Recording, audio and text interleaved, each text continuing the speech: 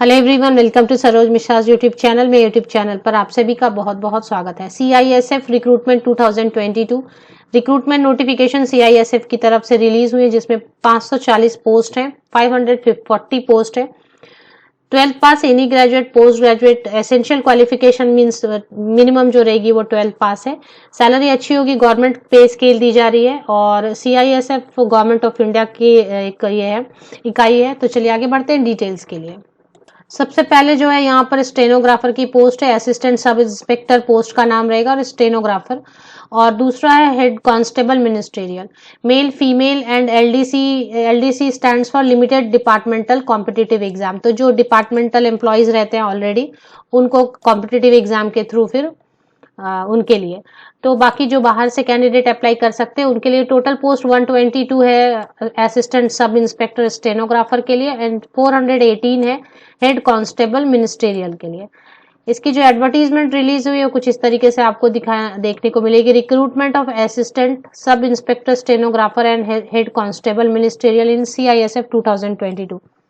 26 सितंबर से online application शुरू होगी, 25 अक्टूबर तक आप ऑनलाइन एप्लीकेशन कर सकते हैं। मेल एंड फीमेल दोनों कैंडिडेट अप्लाई कर सकते हैं।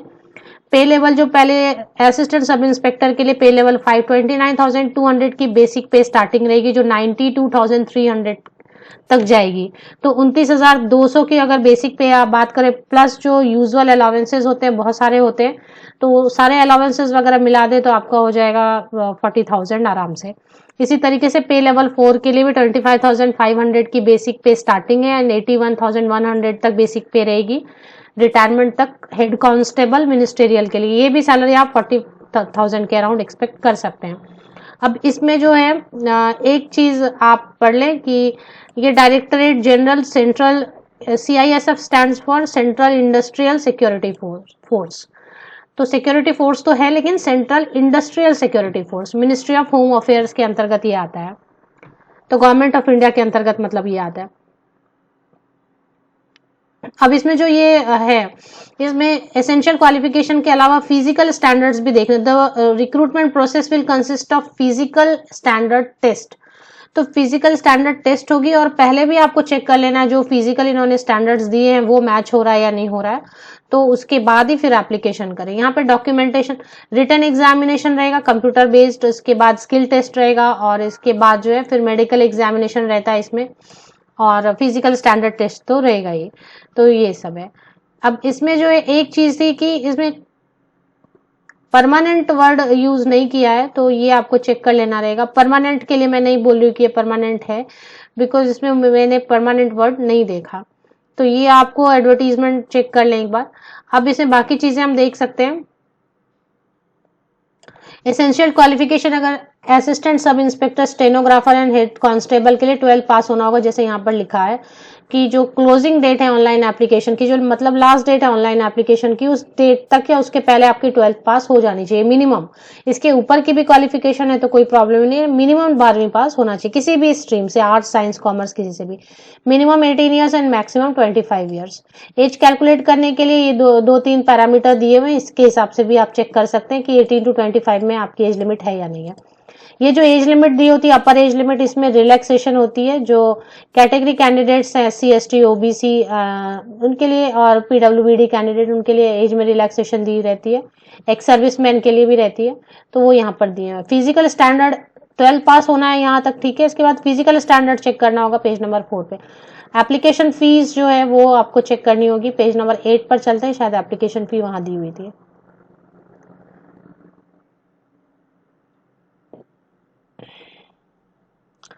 हाउ टू अप्लाई वगैरह यहाँ पर दिया हुआ। Application must be submitted in online mode at the official website of CISF। तो पहले तो ऑनलाइन एप्लीकेशन करना है आपको। और the details of the name of the state और union territories comes under recruitment sector are as follows. तो name of application receiving centres with address, तो ये भी कुछ एड्रेस दिए हुए हैं, इसको आप पढ़ें कि क्या एग्जैक्टली है। और एप्लीकेशन फी यहाँ पर दिया हुआ पेज नंबर 10 पर, sorry, application fee candidate belonging to SC ST female candidates and ex serviceman are exempted from payment of fee. तो ऑल फीमेल कैंडिडेट पे नहीं करनी है फी, SC ST कैंडिडेट्स को नहीं करनी है और एक्स सर्विसमैन को पेमेंट नहीं करनी है फीस की। बाकी जो मेल कैंडिडेट्स रह गए अभी बाकी कैटेगरीज के, जनरल कैटेगरी, OBC, EWS, इन कैटेगरीज के लिए 100 रुपया 100 रुपीज एप्लीकेशन फी है। Application fee always non refundable, कभी भी रिफंड नहीं होती है वो, तो एक बार इसको पढ़ ले अच्छी तरीके से और इसके बाद ही एप्लीकेशन करें। ऑफिशियल वेबसाइट एक बार चेक कर लेते हैं। CISF की ऑफिशियल वेबसाइट है central industrial security force, ministry of home affairs, government of India. तो गवर्नमेंट ऑफ इंडिया के अंतर्गत आता है CISF। अब इसमें थोड़ा सा ये ऑफिशियल मेन वेबसाइट है, इसमें यहाँ पर ही मैंने देखा notification of recruitment of post of, ये देखिए ब्लू जो स्ट्रिप है, ASI steno and HC ministerial 2022 in CIF has been published in employment news and is also available। ये यहीं पर है, तो इस पर ही क्लिक करेंगे तो एक पेज ओपन होगी और ये इस तरीके से पेज ओपन हो रही है। इसमें आपको नोटिफिकेशन इंग्लिश में पढ़ना है तो इंग्लिश में पढ़ सकते हैं, हिंदी में पढ़ना आराम से हिंदी में पढ़ें और उसके बाद फिर एप्लीकेशन कर सकेंगे आप। एप्लीकेशन करने के लिए जब आप इस PDF को ओपन करेंगे तो इसमें एक वेबसाइट दिया हुआ है कि इस पे जाके आपको एप्लीकेशन करनी है, वो इसमें चेक करना होगा इसी PDF में।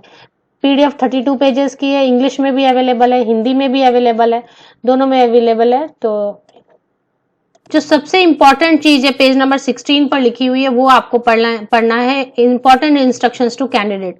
तो the post are combatised and purely temporary in nature but likely to become permanent. मतलब फिलहाल तो ये टेम्पोररी बेसिस पर लिया जा रहा है, जो रिक्रूटमेंट की जा रही है टेम्पोररी बेसिस पर, but likely to become permanent, but इसे परमानेंट किया जा सकता है या किया जाएगा।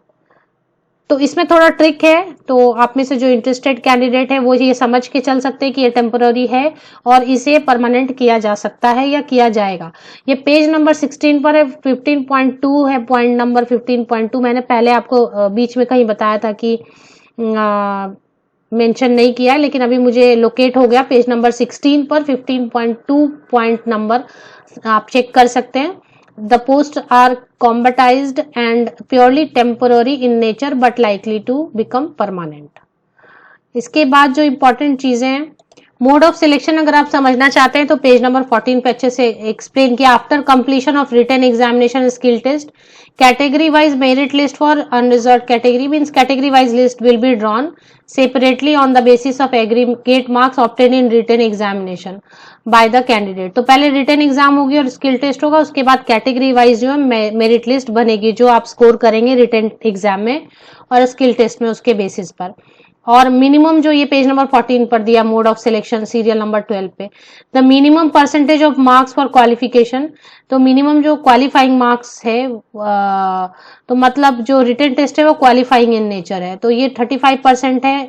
EWS ex serviceman unreserve category के लिए 35% मार्क्स आपको स्कोर करना पड़ेगा, तो क्वालिफाई होंगे आप रिटन एग्जाम में। और SC ST OBC कैंडिडेट के लिए 33% रहेगा क्वालिफाइंग। अब इसमें जो एग्जाम होगा वो मैंने बताया आपको CBT मतलब कंप्यूटर पर होगा, वस्तुनिष्ठ प्रश्न हो सकते हैं।